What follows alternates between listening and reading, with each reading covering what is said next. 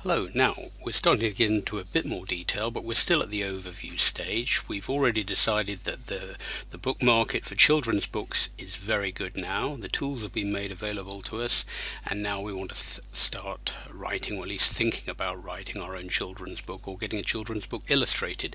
Where do we go from here? Now, it's very likely you've got in your own mind a good idea of a children's book. You've been nurturing an idea for some years, possibly, but I would suggest before you even put pen to paper or even think about getting someone else to create content for you, that you do a little bit of research on the internet, just to give you an idea. It'll help focus the mind of exactly, you may have a vague nebulous idea in your mind about children's book, but you really need to target down and define your idea, because unless you've define the idea, and really the way to do that is to define the marketplace, find out what the marketplace is wanting, what is already selling in the marketplace, what is popular. You've got to look at it from that way round rather than from your way round. So you don't want the tail wagging the dog. You've got to find out what the marketplace is looking for.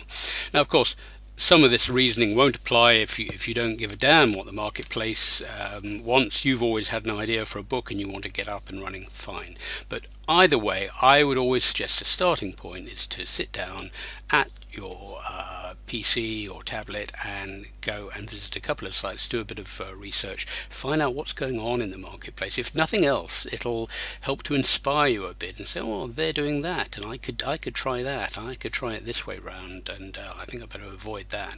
So, three websites I want to point you to. First of all, the first and obvious one is Amazon. Now, I always like, this is I'm writing this from a UK perspective.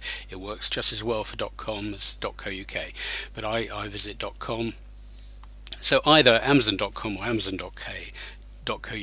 Visit, and first thing we do is come down and look for Kindle Store. Navigate to Kindle Store.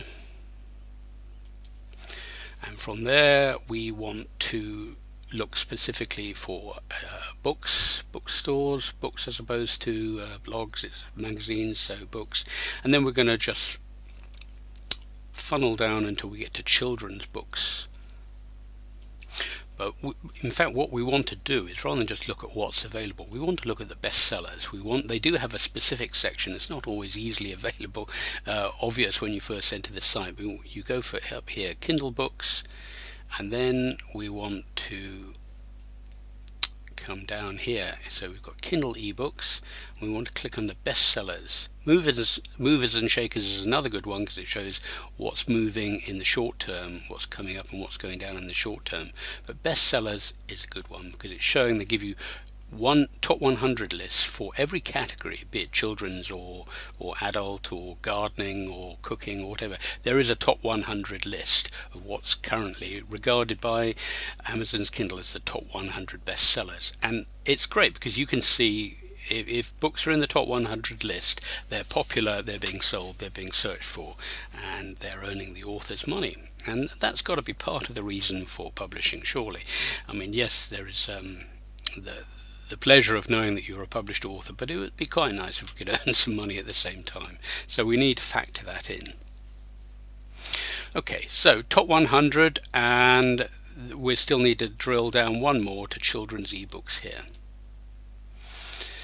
Okay, so now an obvious one, Hunger Games. Well, I should point out there's two sections here. There's top 100 paid, top 100 free. For the time being, avoid the top 100 free. That's part of a promotional aspect later on. We're looking at the paid ones. So Hunger Games, we've all probably heard of Hunger Games.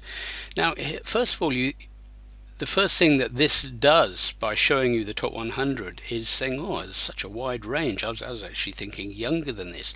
And that, of course, is the very thing you should do. You've got to start breaking down or focusing on a structure in your mind. Okay, children's books. Have you actually thought what age level? It's very important that you understand the market that you are aiming at.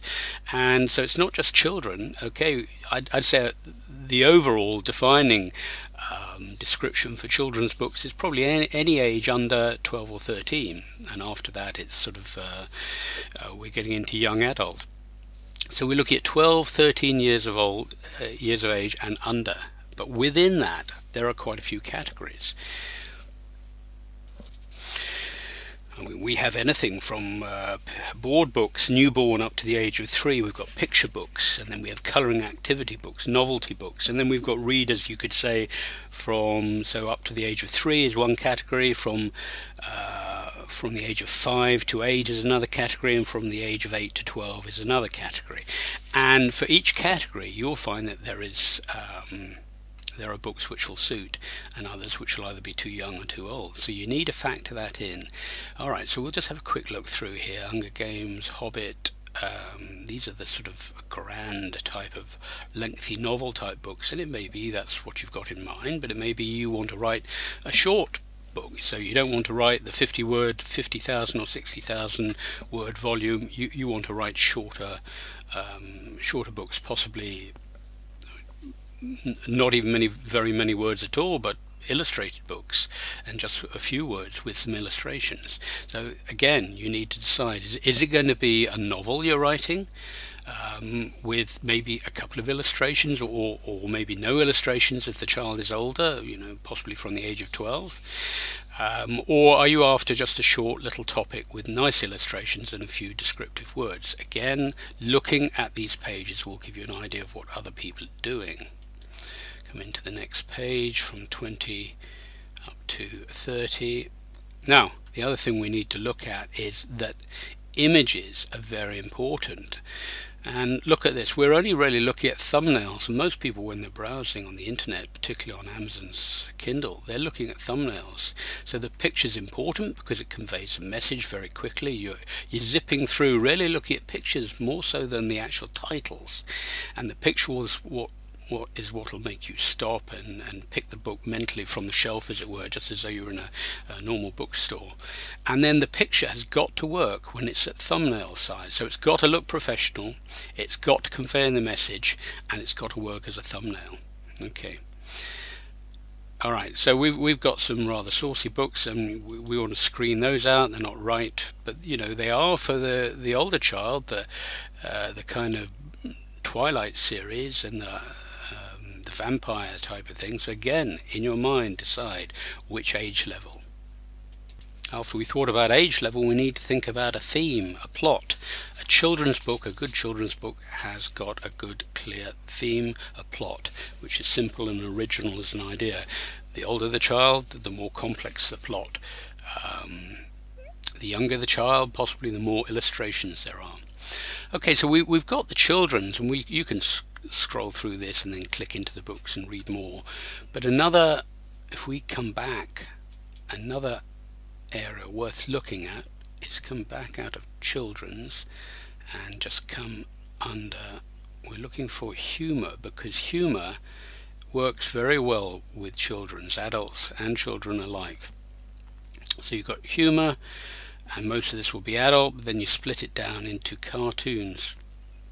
This works very well. You can create a cartoon book quite easily, and I'm going to show you later in the course how to go about that. And they sell very well indeed.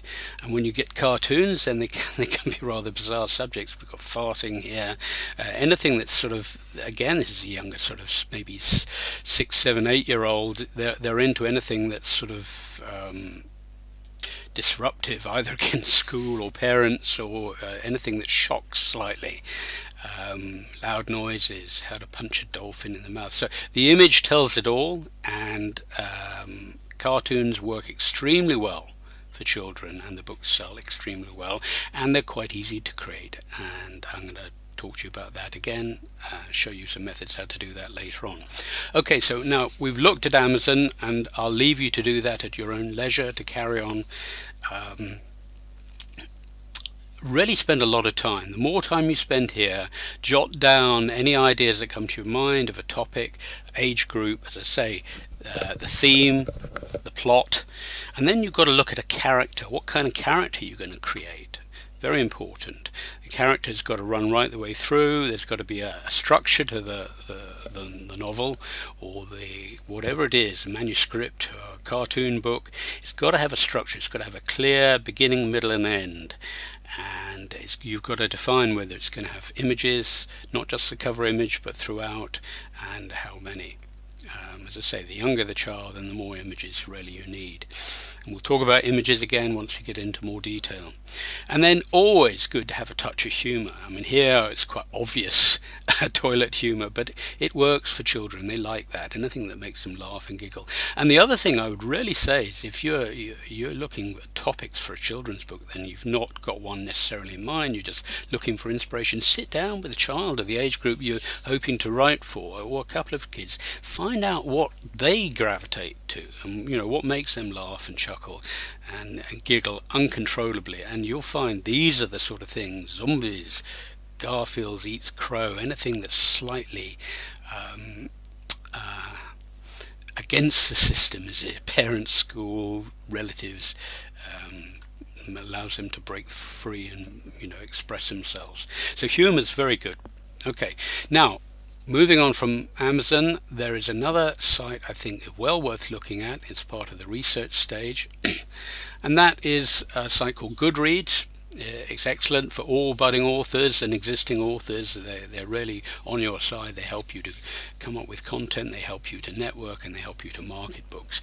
So goodreads.com, and they've got a particular section for children. So come down here, and this is well worth looking at as well. Okay, let's see what we've got here. Browser needs to be, it's just out of reach, but you can see Goodreads. So genres, fiction, children's. Now they talk about, here we've got some recently released books, and this is good because you can see what people are actually creating right here and now. Look at the importance of the illustrations, and you can hover your cursor over and it'll give you a brief outline. So these are new releases, and obviously Goodreads is a great system because it attracts people who are doing reviews for sites, and so you want to look at sites that have got some quite good reviews. I think this is a lovely illustrated book. It's got some nice reviews, some quite complex illustrations. Don't worry about the complexity of these illustrations, we can tackle that in a later video. Okay, giveaways. This is part of the promotional, as I mentioned about the free aspect in Kindle, the main site. Ignore that for the time being, but it's part of your promotional tactic. Is actually giving a few books away for free to start off with, just to get your name out there. Okay, most read this week. This is the other category worth looking at. So you can look at these. What is selling? What's most read? What's gravitating to the top of the pond, as it were?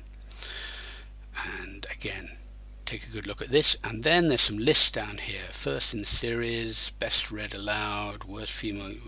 They're worth looking at. Popular children's books. These tend to be popular, all-time popular books.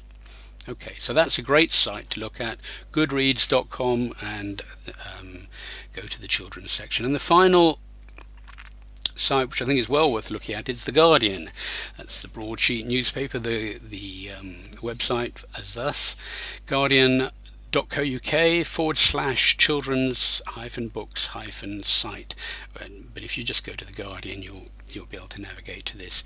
What I like about this site, again, it's great for just going through and finding out what books are being reviewed, which are popular, which are the latest ones being read.